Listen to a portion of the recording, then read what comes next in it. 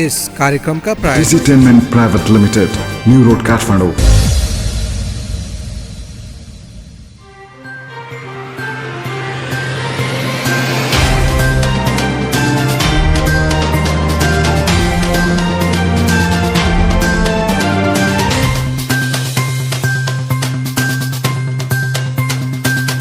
नमस्कार, BMSD टेलिभिजनको मनोरञ्जन समाचारमा यहाँलाई हार्दिक स्वागत गर्छु। म किरण गिरी। जीवन जात्रा हो, शास्त्रमा लेख्नलाई छुट्या मात्र हो। 3 वर्ष अघि फणिन्द्र तिमल सिन्हा, जयराम लामिछाने, जोइस र मुन्ना ठाकुरले असन र इन्द्रचोकमा बैंकबाट लुटिएको 3 करोड लुकाउन धेरै मेहनत गरे। प्रहरीसँग लुकाउँदै, आफ्नै मान्छेसँग लुकामारी खेल्दै उनीहरूले चोरिएको रकमलाई प्रयोग गर्ने उपाय खोजे। आफूहरू लड्दै अरूहरूलाई हँसाए। पछि पैसा फिर्ता गर्दै समाजमा हिरो बने। धिमे र भुस्याको तालमा अनसनमा विजय र्याली निकाले, जात्रा मनाए। तर उनीहरूले बुझाएको पैसा नक्कली निस्किएपछि उनीहरू पुनः जेल पुगे। 3 वर्षपछि तिनै फणिन्द्र, जोइस र मुन्ना अदालतबाट निर्दोष साबित भएर जात्रै जात्रा लिएर आएका छन्। 2073 सालमा प्रदर्शन भएको चलचित्र जात्रामा फणिन्द्र तिमल सिन्हा, विपिन कार्की, जोइस रविन्द्र सिंह बानिया र मुन्ना ठाकुर, रविन्द्र झा लगायतले निकै तारिफ बटुले। निर्देशक प्रदीप भट्टराईले पनि नेपाली चलचित्रमा रहेको पुरातन कथाभन्दा केही पृथक गरेको भन्दै ताली पाएका थिए। जात्रामा पैसा लुकाउँदै भाग्दै अन्त्यमा चलचित्रको क्लाइमेक्सलाई नयाँ मोड दिई दर्शकलाई 3 वर्षपछि सिनेमाघरमा स्वागत गरेको छ जात्रै जात्राले। पात्रहरूको चरित्र उही, संवाद उही, परिवेश भने अलि फरक छ यसपटक। जात्राको सफलतापछि आएको जात्रै जात्रामा निर्देशकले जीवनलाई जात्राको रूपमा व्याख्या गर्न खोजेका छन्। त्यसलाई शास्त्रमा लेख्न छुटेको कुरा दर्शाउन खोजेका छन्। वसन्त ऋतुको आगमनसँगै काठमाडौँ उपत्यका जात्रामय भएको छ। विभिन्न स्थानमा हुने जात्रा पर्वले मानिसलाई उज्ज्वलित बनाउँदैछ। धेरै स्थानमा अहिले पनि विभिन्न बाजागाजा बज्दैछन्। त्यही जात्राको भिडमा आएको छ जात्रै जात्रा। ट्रेलर सार्वजनिक भए लगत्तै पैसाको ठाउँमा सुन राखिएको बारे प्रश्न उठे। ट्रेलर मात्रै हेर्नेको जिज्ञासा स्वाभाविक हो, किनकि चलचित्रमा त्यसो हुँदैन। बरु कथा दोहोरिए जस्तो लाग्छ। पात्रहरू बीचको द्वन्द्व पनि, पुरानै कथा भन्ने शैली पनि उस्तै महसुस हुन्छ। यति हुँदाहुँदै पनि 3 वर्षपछि पनि उस्तै लाग्ने फणिन्द्र, जोइस र मुन्नाले दर्शकलाई बाँधिराख्छन्। परिस्थिति अनुरूप संवाद र संवादसँगै दर्शक हाँस्नु यो कमेडी चलचित्रको सबल पक्ष हो। फणिन्द्र, जोइस र मुन्नाले 3 करोड लुकाउन गरेको सङ्घर्षले जात्रालाई सफल बनाएको थियो। असनको वास्तविक परिवेश र काठमाडौँमा पैसाको लागि गर्ने दुःखले दर्शकलाई जात्रा हेर्न हलसम्म तानेको थियो। नक्कली नोटमा जेल रहेका 3 पात्रलाई अदालतले निर्दोष साबित गरेर रिहा गर्छ। उनीहरू बाहिर आएर पुरानो जीवनमा फर्कने प्रयास गर्छन्। तर नक्कली नोट कारोबार गरेको आक्षेपबाट उनीहरू मुक्त हुँदैनन्। तिनैजना कामको खोजीमा भौतारिन्छन्। फणिन्द्र ट्याक्सी ड्राइभर बन्छन्। मुन्ना कपाल काटेर जोहो गर्ने प्रयासमा रहेका हुन्छन्। जोइसले नायक बनाउँछु भनेर पैसा लिएको मान्छे उसको पछाडि लाग्छ। चलचित्रको पहिलो हाफ यिनीहरूको जीवन सङ्घर्षमा रुमलिन्छ। सङ्घर्षबीच चलचित्रमा दावाको इन्ट्री हुन्छ। दावा अर्थात् दयाहाङ राई।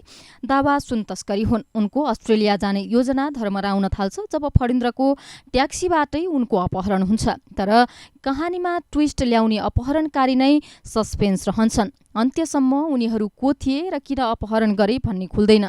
बरु ट्याक्सी ड्राइभरको पछि लाग्छन्। यो निर्देशकीय कमजोरीको उदाहरण हो। जात्राको सशक्त पक्ष थियो पात्रबीचको द्वन्द्व, सिचुएसनल कमेडीसँगै पात्र र परिस्थितिको जीवन्तता। दर्शकले चलचित्रको सेटिङलाई आफू बाँचेको परिवेश देखे। फणिन्द्र, जोइस र मुन्नालाई आफूसँग तुलना गरे। उनीहरूको ठाउँमा आफूहरूलाई उभ्याए।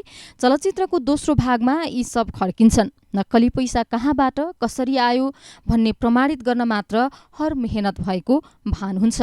जात्रै जात्रा पनि सुन लुकाउने प्रयत्नलाई मात्रै प्रमाणित गर्न खोजेको जस्तो लाग्छ। कथालाई लम्ब्याउन केही पात्रहरू स्थापित गरेको देखिन्छ। नायक बनाउँछु भनेर पैसा लिएको मान्छेसँग अक्सिजन पुर्याउन जाँदा जोइसको भेट हुन्छ। निर्देशकले कथाको अन्त्यसम्म यी पात्रसँगको सम्बन्ध स्थापित गर्न सकेका छैनन्। फणिन्द्र र उनकी श्रीमती वर्षा राउत बीचको सम्बन्धमा अल्मलाएर कथालाई इमोसनल बनाउने कोसिस गरिएको छ, जसका कारण पात्रको संवेदनासँग जोडिन दर्शकलाई गाह्रै पर्छ। बरु ह्युमर सहित अघि बढाएको भए पुरानो मसला रहित बन्न सक्थ्यो चलचित्र। जात्राको भागम भाग बीच पनि सेटिङ स्थापित थियो। यसपटक दर्शकले घटना कहाँ घटिरहेको छ ठम्म्याउन दिमाग लगाउनु पर्ने बनाइएको छ। जात्रामा पनि वर्षा आफ्नो श्रीमानको गलत हरकतका कारण आजित हुन्छन्, छुट्टिएर बस्छिन्। यसमा पनि त्यही कहानी दोहोर्याइएको छ। जात्राको क्लाइमेक्समा वर्षाले जसरी भेटिएको पैसालाई लुकाउन सहयोग गर्छिन्, जात्रै जात्रामा पनि त्यही छ। निर्देशकले त्यही पात्रलाई नयाँ ढङ्गले प्रस्तुत गर्ने हिम्मत नै गरेनन्। सायद पहिला रुचाइएका कलाकारको चरित्रमा केही परिवर्तन ल्याए दर्शकलाई मन नपर्ला भन्ने डर उनमा रहेको हुनुपर्छ।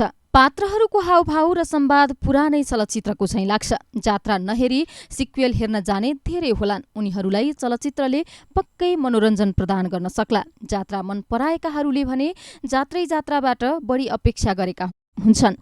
प्राविधिक र कथाको गतिलाई एउटा साइडमा राखेर चलचित्रमा रमाउनेहरूका लागि भने जात्रै जात्रा ठिक छ। तर मूलधारका चलचित्र, अझै भनौं सिक्वेलको अर्थ पुरानै कथालाई सार्थक बनाउनुपर्छ भन्ने मान्यता हामीमा विद्यमान छ। त्यसको निरन्तरताले चलचित्रलाई त्यति रोमाञ्चित बनाउँदैन। कमेडी शैलीको चलचित्र भनिए पनि जात्रै जात्रामा कमेडी धेरै देखिँदैन। जात्रामा दर्शकलाई हँसाउँदै गम्भीर विषयको उठान गरिएको थियो। सिक्वेलले पहिलो चलचित्रको गम्भीरतालाई निरन्तरता दिन सकेको छैन। कतै कतैको व्यङ्ग्यले अवश्य दर्शकलाई हँसाउँछ। महिला हिंसाको सम्बन्धमा चलचित्रले प्रश्न उठाउन खोजेको छ, तर प्रश्न मात्र खडा गरेर पीडितलाई न्याय दिलाउने सवालमा भने चलचित्र मौन छ। कमेडी त हो भन्नेहरूका लागि यो ठूलो सवाल नहोला। मुख्य पात्रहरू बाहेक अन्य सहपात्र र खलपात्रको अभिनय अर्को कमजोरी हो। ट्रेलरसँगै सरप्राइज बनेर उदाएका दयाहाङ राईलाई भिलेनका रूपमा स्थापित गर्न चुकेका छन् निर्देशक। जात्रामा सीमित पात्र थिए, तिनीहरू बीचको सानो सानो द्वन्द्वलाई दर्शकले रुचाए, तर जात्रै जात्रा भने त्यसमा चुक्यो। अभाव र आवश्यकता बीच रुमल्लिएकाहरूको प्रतिनिधि कथा हो यो, जहाँ अर्को अपराध जोडिन्छ। तस्करीको सुन पचाउन हुने प्रयासले दर्शकलाई हँसाउँछ। सृजनात्मक प्रयोग नदेखिएपछि पात्रहरूको कथालाई सुखद अन्त्य दिलाउन गरिएको स्कुबाको प्रयोग र कलाकारले लिएको यस रिक्स सार्थक लाग्छ। जात्रा चलचित्रले जीवनलाई जात्राका रूपमा स्थापित गरेको थियो।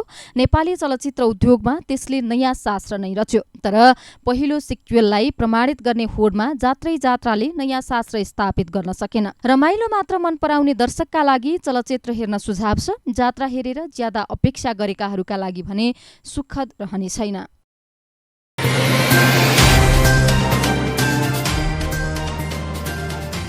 नायिका वर्षा सियाकोटी अभिनीत चलचित्र वीर विक्रम 2 प्रदर्शन भइरहेको छ। उनी हलहलमा गएर दर्शकको प्रतिक्रिया लिइरहेकी छिन्। दर्शकले चलचित्रको प्रतिक्रिया राम्रै दिइरहेका छन्। चलचित्र वीर विक्रम 2 चलिरहँदा नायिका सियाकोटीले फेसबुकमा सटायर हानेर स्टाटस लेखेकी छिन्। उनले लेखेकी छिन्, अरूको कुबलो चिताएर मै खाउँ र मैलाउँ भन्नेहरूलाई कुनै दिन कर्मले पक्कै पनि पिरोल्छ। सायद आनन्द निन्द्रा पक्कै लाग्दैन। मान्छेलाई छले पनि भगवानलाई छल्न पक्कै सकिन्न।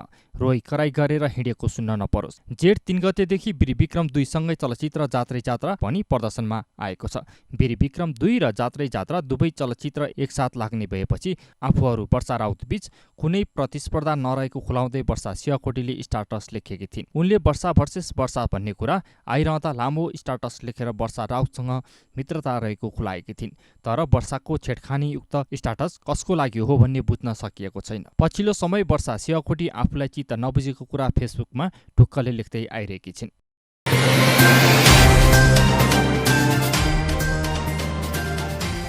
दर्शकवृन्द, हामी मनोरञ्जन समाचारको साथमा छौँ र समाचारमा खबरहरूको सिलसिला जारी नै छ। अहिलेलाई भने बेला भएको छ एउटा छोटो व्यावसायिक विश्रामको।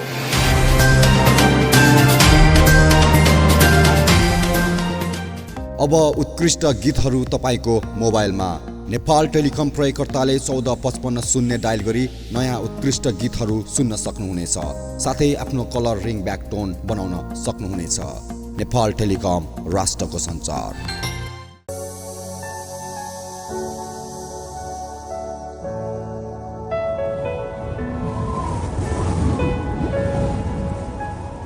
हरेक मानिसहरूका जीवनमा आआफ्नै कथा व्यथा हुन्छन्। उकाली ओह्राली अनि ती गोरेटोमा हिँड्दा मिलेका तिता मिठा अनि सुख दुःखका छेड पनि। यसको साथसाथै जीवनमा मिलेका कतिपय सफलता र कतिपय असफलताको कथा पनि जो सम्झना लायकका हुन्छन्।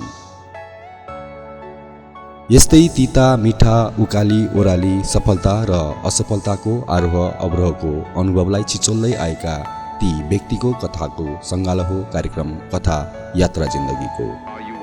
शीघ्र प्रसारण हुँदैछ मात्र BMSD टेलिभिजनमा। दर्शकवृन्द, हामी अर्थात् BMSD टेलिभिजन यही नयाँ वर्ष 2076 वैशाखदेखि सशुल्क च्यानल हुँदैछौँ। यदि तपाईँहरू यस च्यानल नछुटाइ हेर्न चाहनुहुन्छ भने हामीलाई आजै तपाईँको नाम र ठेगाना SMS गर्नुहोस्। SMS पठाउनलाई तपाईँको मोबाइलको मेसेज बक्समा गई BMSD टाइप गरी स्पेस दिई तपाईँको नाम र ठेगाना लेखी हामीलाई 35005 मा SMS पठाउन सक्नुहुनेछ। नेपाली सिनेमा हरेक मनमा BMSD टेलिभिजन हेर्दै गर्नुहोला।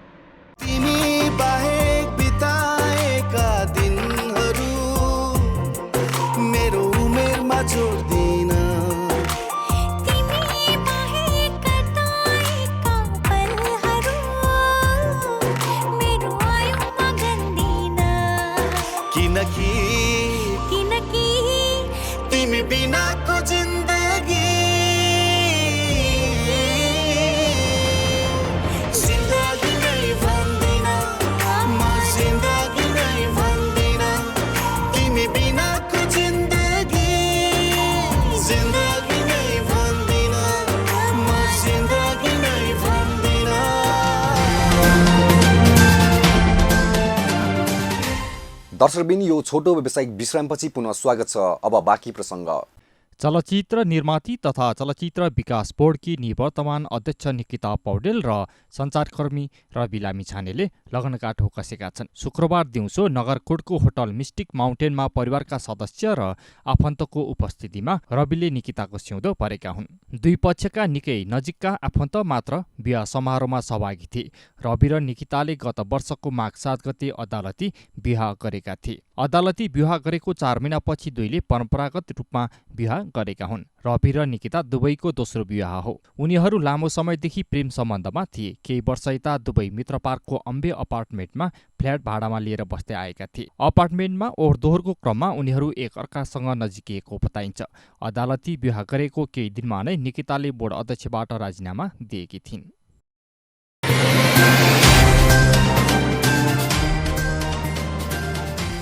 विश्वका चर्चित सेलिब्रेटीहरू उपस्थित हुने कान्स फिल्म फेस्टिभल 2019 मा पहिलो पटक नेपालले पनि सहभागिता जनाउने भएको छ। 72 वर्ष लामो इतिहास बोकेको विश्वकै ठूलो यो फेस्टिभलमा अभिनेत्री प्रियङ्का कार्कीले पहिलो पटक उपस्थिति जनाउँदैछिन्। यो फेस्टिभल मे 14 देखि फ्रान्सको राजधानी पेरिसमा जारी छ।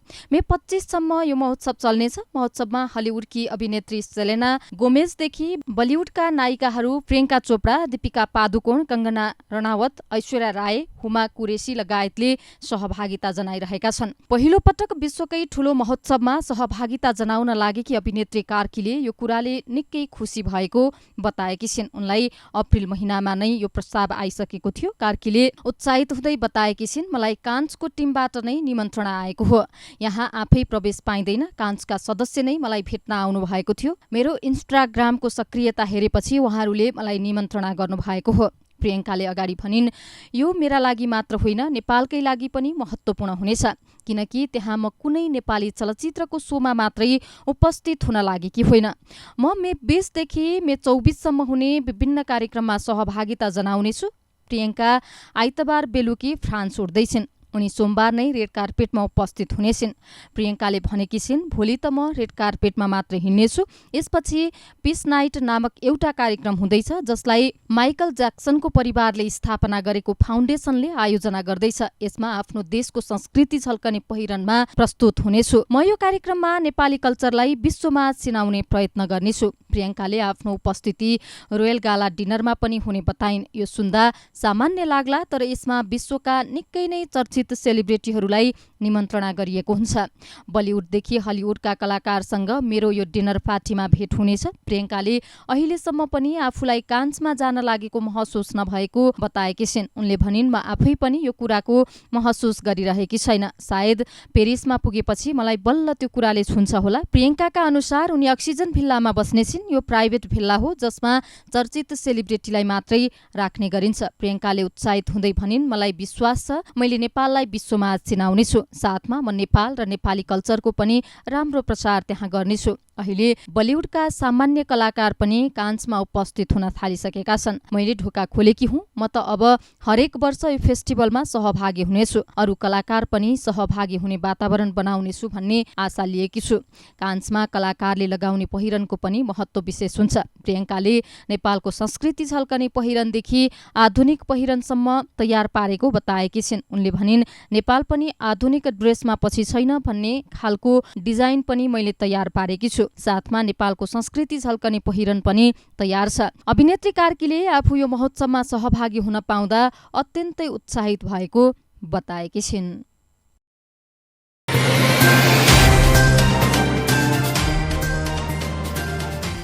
त्रिकोणात्मक प्रेम कथामा निर्माण भएको चलचित्र प्रेम दिवसको ट्रेलर सार्वजनिक भएको छ। अभिनेत्री प्रियङ्का कार्की र आयुष्मान देशराज जोशी अभिनीत उक्त चलचित्रको ट्रेलर सार्वजनिक भएको हो। ट्रेलरमा आयुष्मान पागल प्रेमीको रूपमा देखिएका छन्। चलचित्रमा प्रियङ्का कार्की, आयुष्मान र विशाल खरेलको त्रिकोणात्मक प्रेम कथालाई प्रस्तुत गरिएको छ। चलचित्रमा प्रियङ्का, आयुष्मान र विशालसँगै हेमन्त बुढाथोकी, शिवशङ्कर रिजाल, उत्तम केसी, सञ्जय न्यौपाने, श्रीकृष्ण लुइटे लगायतका कलाकारहरूको अभिनय रहेको छ। यो चलचित्रबाट विशाल खरेल डेब्यू गर्दैछन्। योगेश घिमिरेले निर्देशन गरेको चलचित्रमा सञ्जय न्यौपानेको लगानी रहेको छ। रेनिस फागोको छायाङ्कन मिलन श्रेष्ठ र बनिसाको सम्पादन रोशन श्रेष्ठको द्वन्द्व निर्देशन रहेको छ। चलचित्रको गीतमा महाराज थापा, महेश खड्का, दीपक शर्मा, करणराज कार्कीको सङ्गीत रहेको छ। डाक्टर कृष्ण हरिपराल, शान्ति प्रिय, बबी थापा, सन्तोष थापाको शब्द, अन्जु पन्त, निशान भट्टराई, मेलिना राई, किरण राज कार्कीको स्वर रहेको छ। कथालेखन प्रदीप भारद्वाजको रहेको छ। यो चलचित्र जेठ 31 गतेदेखि प्रदर्शनमा आउँदैछ। हस्त मनोरञ्जन समाचार आजलाई यति नै। भोलि फेरि हामी नयाँ खबरका साथमा उपस्थित हुने नै छौँ। आजलाई भने समाचार डेस्कका सम्पूर्ण साथीसहित म किरण गिरी र क्यामेरामा दिपेश गुरुङ बिदा चाहन्छौँ। BM HD टेलिभिजन हेर्दै गर्नुहोला। नेपाली सिनेमा हरेकको मनमा। नमस्कार। इस कार्यक्रम का Digitainment Private Limited, New Road, Kathmandu।